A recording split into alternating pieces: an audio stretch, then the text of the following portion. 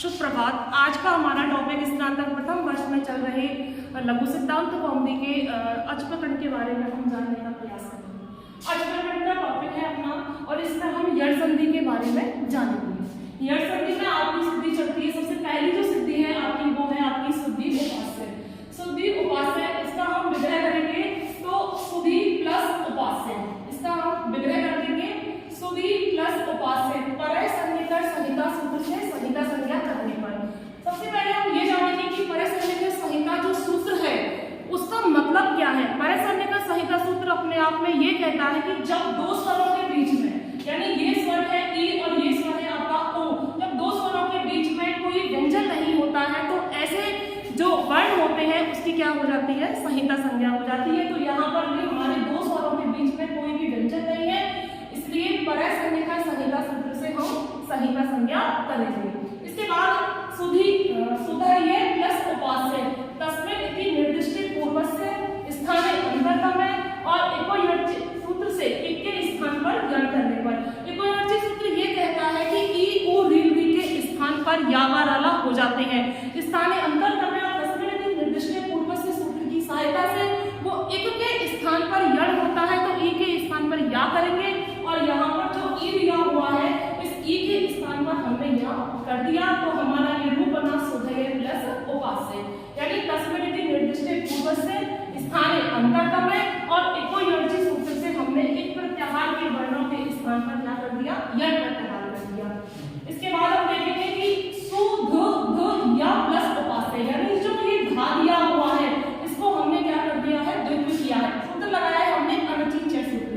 अनचिचय सूत्र ये कहता है कि जो यहाँ पर जो धा दिया हुआ है इस धकार को हम क्या कर देंगे, द्वित्व कर देंगे, यानी पहले कोई यण प्रत्याहार का वर्ण हो उसके बाद में भी कोई यण प्रत्याहार का वर्ण हो और कोई स्वर विद्यमान नहीं हो तो अनचिचय सूत्र की सहायता से जो वर्ण दिया हुआ है उसको हम क्या कर देंगे, द्वित्व कर देंगे। तो हमने यहाँ पर आप देखें कि धकार के स्थान पर हमने दो कर दिया है, यानी इसको द्वित्व कर दिया। सो ध या प्लस उपास्य सूत्र कहता है कि झलाम जस झसी सूत्र से झल के स्थान पर जश प्रत्याहार करने पर।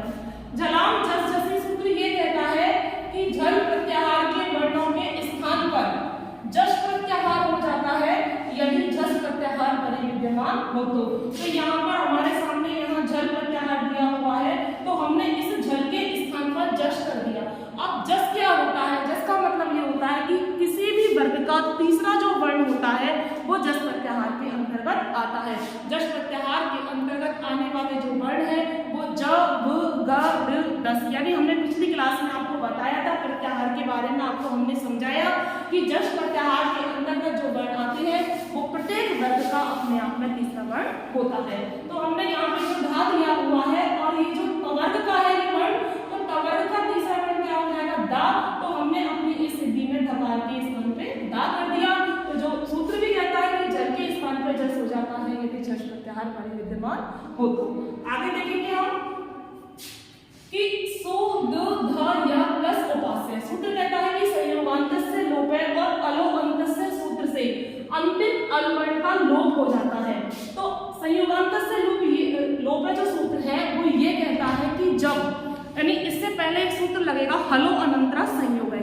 हलो अनंतरा संयोग सूत्र ये कहता है कि जब दो व्यंजनों के बीच में कोई स्वर नहीं होता है तो ऐसे वर्णों की इस सूत्र से क्या हो जाती है, संयोग संज्ञा हो जाती है। तो हम यहाँ देखेंगे कि धा और या के बीच में कोई भी व्यंजन, कोई भी स्वर नहीं है, यानी ये धा व्यंजन है और या भी जो दिया हुआ है ये क्या है, व्यंजन है। इनके बीच में क्या नहीं है, कोई स्वर नहीं है, तो इस सूत्र से क्या हो जाएगी, संयोग संज्ञा।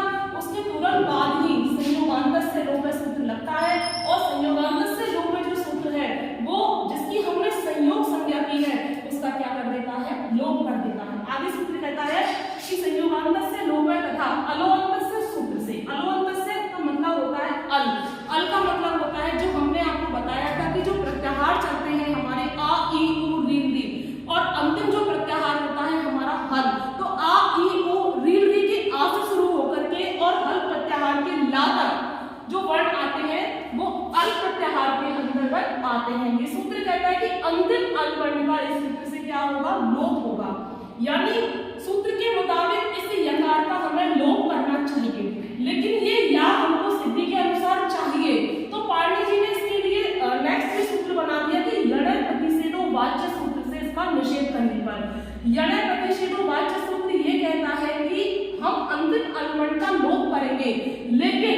लेकिन जो या, वा और रा और ला, ये जो 4 वर्ण दिए हुए हैं, इन 4 वर्णों को छोड़ करके तो हम अलवंत से परिभाषा के अनुसार लोप कर देंगे, लेकिन जो यणय परिच्छेदोवाच्य सूत्र है वो ये कहता है कि यकार, वकार, रकार और लकार, इन 4 व्यंजनों को छोड़ करके आप किसी का भी लोप कर सकते हैं।